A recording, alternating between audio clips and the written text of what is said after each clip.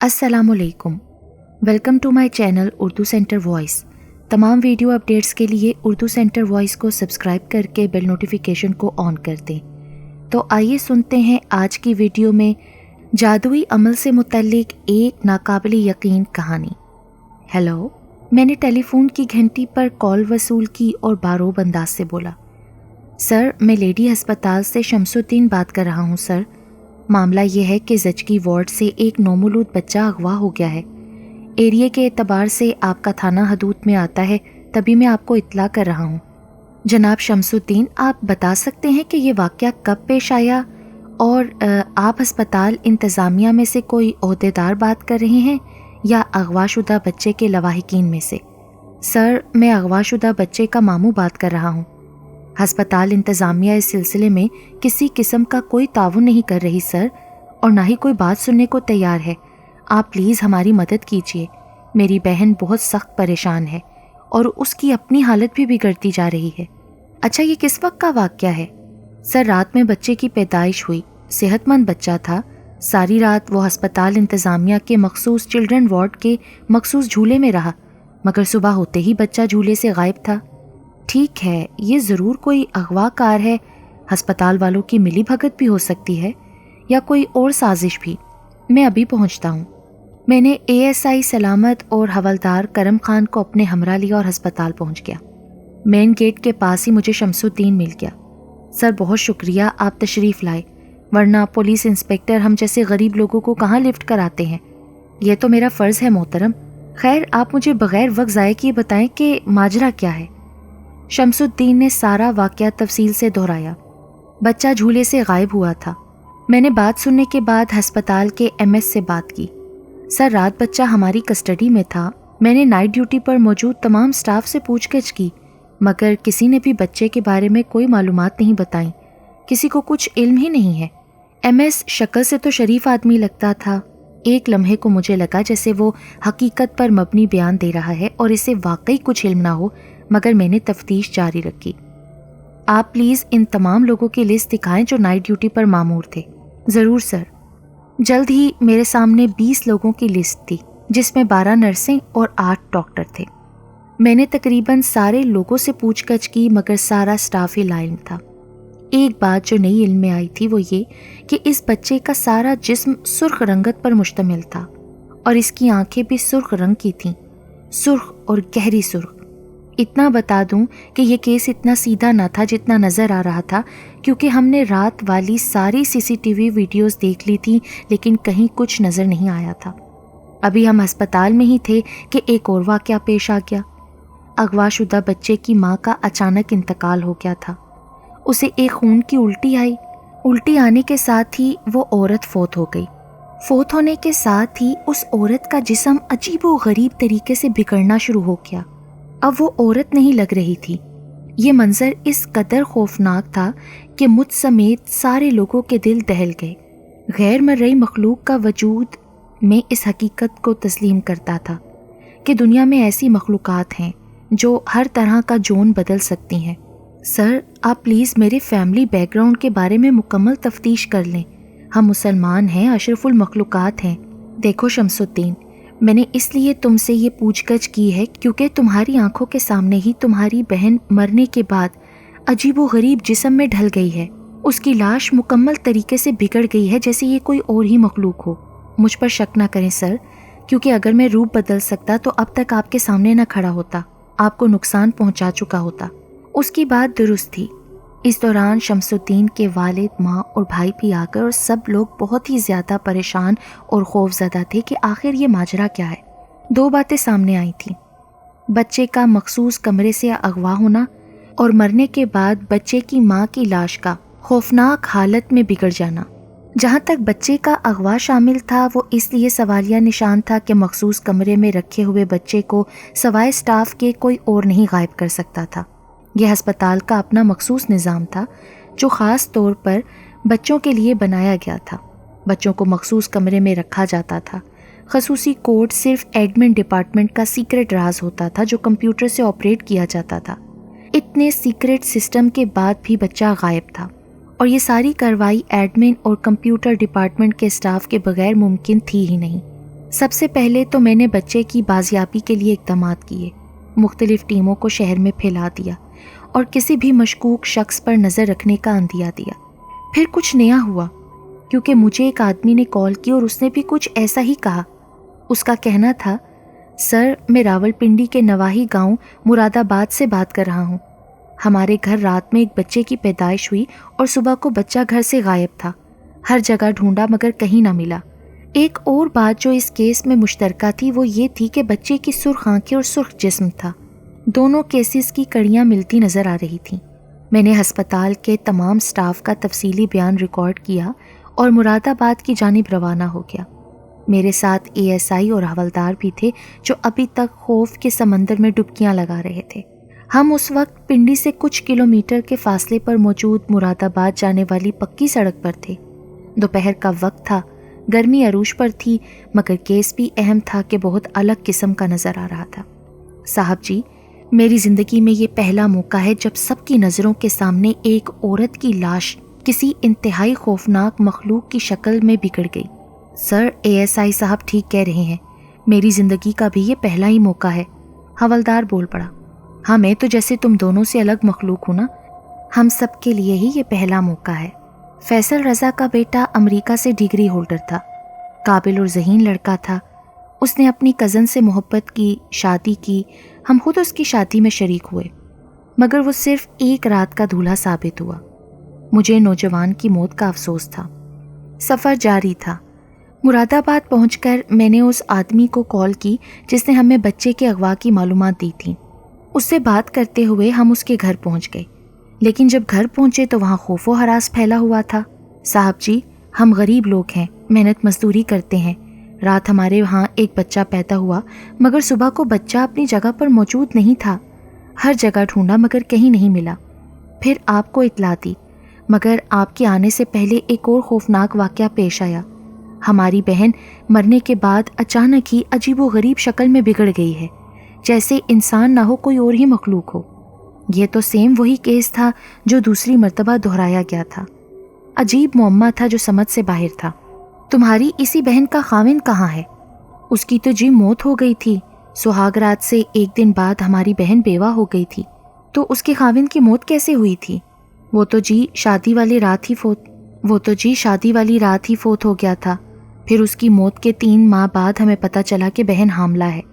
کل 9 ماہ بعد بچہ پیدا ہوا تھا جو غائب ہو گیا، اور اب ہماری بہن بھی مر گئی ہے اور مر کر ایک عجیب و غریب مخلوق کی شکل دھار لی ہے۔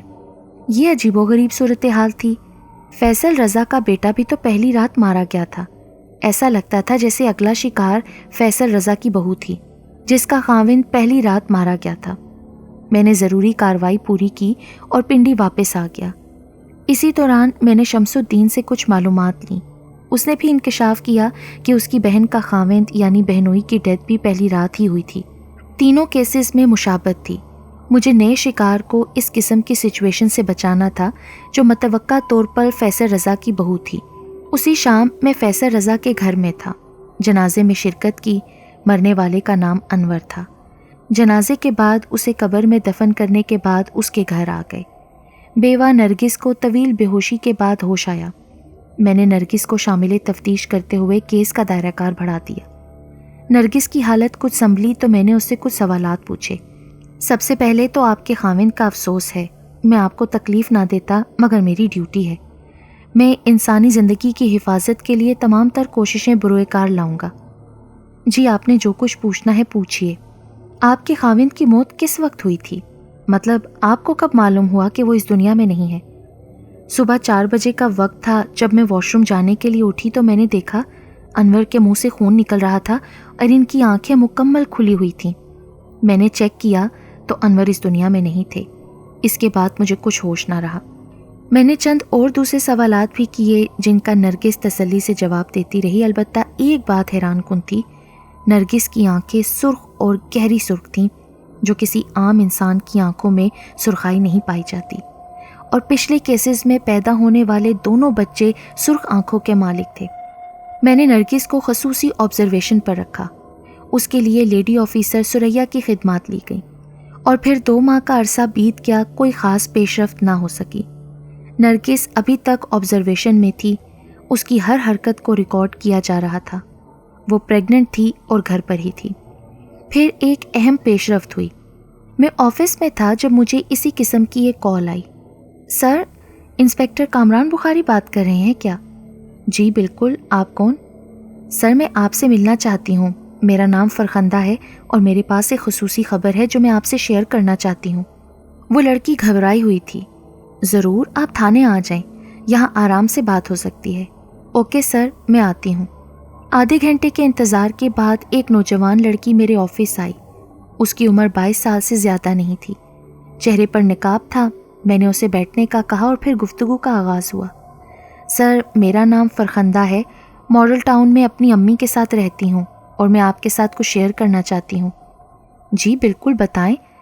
ایک بات ذہن میں رکھ لیں کہ قانون کا ساتھ دینے والوں کا نام ہمیشہ صیغہ راز میں رکھا جاتا ہے اور کسی بھی قسم کی ٹینشن کی صورت میں پولیس آپ کا مکمل ساتھ دے گی۔ سر، میں ماڈل ٹاؤن کے ایک انگلش میڈیم اسکول میں ٹیچنگ کرتی ہوں۔ میری ایک ملنے والی جس کا نام گلنار ہے، میں کل اس کے گھر گئی۔ اس نے مجھے گھر آنے کی دعوت دی تھی۔ پرزور اصرار پر میں اس کے گھر چلی گئی۔ اس کا گھر 2 کمروں پر مشتمل ہے۔ اس کے مطابق وہ اس دنیا میں اکیلی رہتی ہے کیونکہ اس کا سارا خاندان ایک حادثے میں جاں بحق ہو گیا ہے۔ سر، جو بتانے کی اصل بات ہے وہ یہ کہ اس نے مجھے کمرے میں بٹھایا اور خود باہر چلی گئی۔ کمرہ عجیب و غریب تھا، حالانکہ وہاں سب کچھ نارمل تھا، مگر مجھے پراسرار محسوس ہو رہا تھا۔ کچھ دیر بیٹھنے کے بعد مجھے اس نے ایک سرخ رنگ کا شربت پیش کیا۔ وہ گاڑھا اور لذیذ شربت تھا۔ ایک لمحے کو میں سب کچھ بھول گئی۔ مجھے جیسے نشہ چڑھ گیا تھا یا پھر یادداشت ختم ہو گئی تھی۔ اس نے اسی لمحے مجھے کچھ اور بھی کھلایا۔ مجھے تھوڑا بہت یاد پڑتا ہے کہ جیسے وہ کچا گوشت تھا جس میں ہلکی سی بدبو اٹھ رہی تھی۔ اس گوشت کو کھاتے ہی میرا دماغ واپس نارمل ہونے لگا، میرے اعصاب نارمل ہونے لگے، مگر اس وقت میں اپنے کمرے میں موجود تھی۔ یہ تو ممکن ہی نہیں تھا کہ میں خود بخود گلنار کے گھر سے اپنے کمرے میں پہنچ گئی تھی۔ وہ لڑکی یہ کہتے کہتے چپ ہو گئی۔ میں نے اس کی آنکھوں میں خوف کا واضح عکس دیکھا۔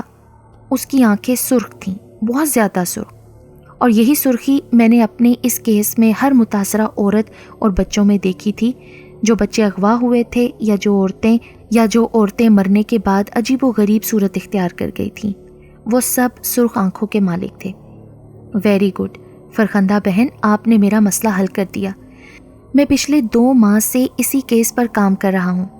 مجھے 200% امید ہے کہ ضرور اس سارے چکر کے پیچھے گلنار نامی ڈائن کا ہاتھ ہے۔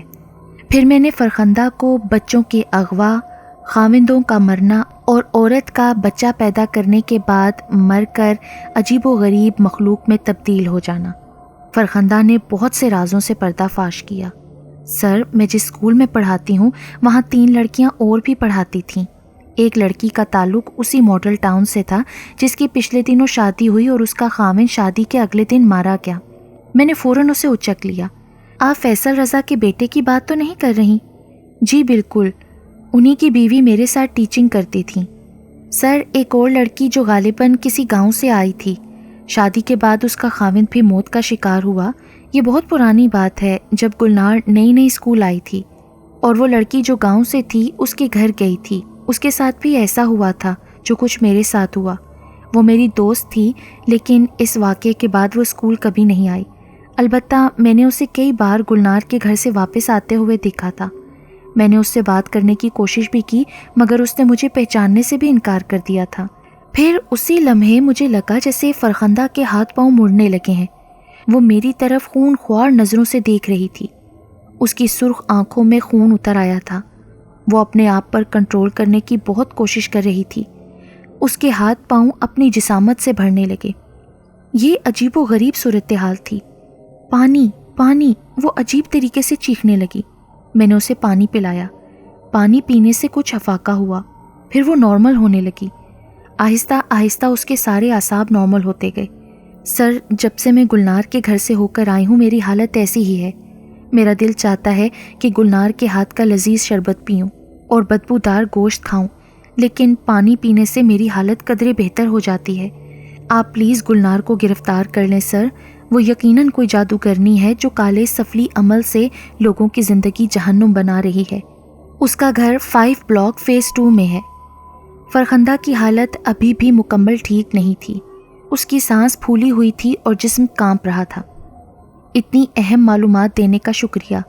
آپ اگر مائنڈ نہ کریں تو میرے ساتھ چلیں، میں گلنار سے نمٹ لوں گا، مگر آپ کی طبیعت خراب ہے، میں آپ کو گھر تک ڈراپ کر دوں۔ نہیں سر، میں آٹو سے چلی جاؤں گی، آپ بس اس گلنار کو پکڑ لیں۔ وہ اٹھ کھڑی ہوئی، اس کا جسم تھر تھر کانپ رہا تھا۔ مجھے نہیں لگتا تھا کہ وہ اس حالت میں بغیر کسی مدد کے اپنے گھر پہنچ جائے گی۔ آپ میری بہن کی طرح ہیں، آپ کی مدد کرنا میرا اخلاقی فرض ہے۔ آپ میرے ساتھ پہلے ہسپتال چلیے، اپنا چیک اپ کرائیے، پھر ہم آپ کو بحفاظت آپ کے گھر پہنچا دیں گے۔ فرخندہ کمزوری کی وجہ سے دوبارہ کرسی پر بیٹھ گئی۔ اس کی حالت بہت خراب تھی۔ مجھے اس لڑکی کو سنبھالنے کے لیے ایک عورت کی ضرورت تھی۔ سریا آن ڈیوٹی تھی۔ میں نے سریا کو بلایا اور پھر ہم اسے لے کر ہسپتال گئے۔ وہاں اسے دوبارہ دورہ پڑا۔ میں نے اپنے اختیارات استعمال کرتے ہوئے فرخندہ کے سارے ٹیسٹ سرکاری خرچ سے کرائے، کیونکہ وہ اس وقت ہماری بہتری کے لیے آئی تھی اور گلنار کے خلاف ممکنہ کیس میں فرخندہ جیسے مضبوط گواہ کا ہونا بھی لازمی تھا۔ جلد ہی سارے ٹیسٹ ہو گئے اور فائنل رپورٹ نے مجھے گھما کے رکھ دیا۔ فرخندہ نے مردہ گوشت کھایا تھا اور وہ بھی انسانی، اور ساتھ ہی انسانی خون پیا تھا۔ میڈیکل ٹیسٹوں نے یہ بات ثابت کر دی تھی کہ اس کے جسم میں دونوں چیزیں پائی گئی تھیں۔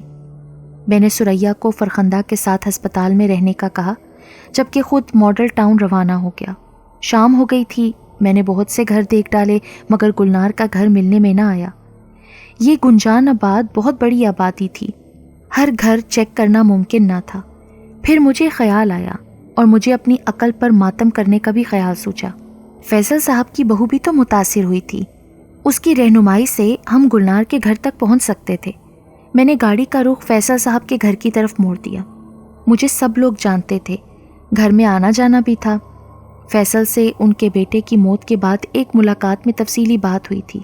فیصل صاحب نے میری بات اب بھی غور سے سنی اور انہوں نے بہو کو میرے ساتھ بھیج دیا۔ کامران بھائی، آپ بھابھی کو بھی ساتھ لے لیجئے، اس عورت کا مجھ پر سحر جلدی ہوگا۔ میں پورے 9 ماہ تک اس کے پاس جاتی رہی ہوں، وہ مجھے خون پلاتی تھی، گوشت کھلاتی تھی، لیکن مجھے نہیں پتا کیا ہوتا تھا میرے ساتھ۔ میں ہر شام چلی جاتی اور لذیذ خون کے ساتھ کچا بدبودار گوشت کھاتی۔ اگر میں ایسا نہ کرتی تو میرا جسم جلنے لگتا اور میں تڑپنے لگتی۔ آپ نے کسی کو بھی اپنی صورتحال سے آگاہ کیوں نہیں کیا؟ کیونکہ میں جب بھی کسی کو بتانے کا ارادہ کرتی تو میری یادداشت چلی جاتی اور ایک دم سے ساری بات میرے دماغ سے اڑ جاتی۔ میں نے اپنی بیوی کو بھی ساتھ لے لیا۔ منصوبہ یہ تھا کہ دونوں عورتیں گلنار کے گھر کے باہر کھڑی ہوں گی، جبکہ میں خود گھر کے اندر جاؤں گا۔